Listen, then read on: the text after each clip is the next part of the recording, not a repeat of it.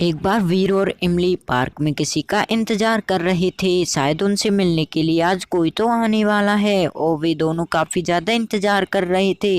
तभी वहां पे रेवा आ जाती है। भाई दूसरी तरफ शिवा अपने दोस्त उदय से कहता है, अरे उदय तुमने देखा है क्या, रेवा सुबह सुबह कहाँ चली गई? उसने तो मुझे पार्क में ही बुलाया था और वो तो यहाँ पे है ही नहीं।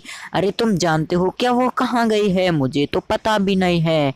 और फिर उदय कहता है, अरे शिवा तुम्हें नहीं पता, वो तो वीर से मिलने के लिए गई है और तुमको भी बुलाया है वीर ने, तुम जाओ वहां से। और फिर शिवा ऐसा सुनते ही वीर से मिलने के लिए उसके पास जाने लगता है, पर शिवा को वीर के घर का पता मालूम ही नहीं था। और मुझे तो लगता है ये उदय कुछ खुरापाती करने वाला है, ये तो हंस रहा था। वहीं दूसरी तरफ शिवा काफी ज्यादा थक गया था क्योंकि उसे वीर का घर मिल ही नहीं रहा था और वो कुछ देर सोचने के बाद पास ही में रखे एक पेड़ के छांव के नीचे आराम करने लग जाता है। और शिवा कुछ सोचने लग जाता है कि वह आखिरकार सफर कैसे जारी करे।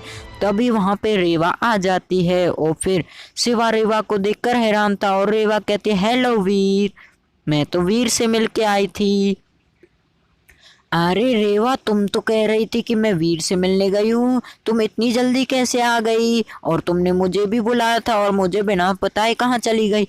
अरे शिवा के बत्ते, मैं कोई रेवा वेवा नहीं हूँ, मैं तो मैड मैक्स हूँ और मैंने तुझे यहाँ पे एक प्लान बनाकर बुलाया है। मैं अपने रूप बदल सकता हूँ, ये देखो।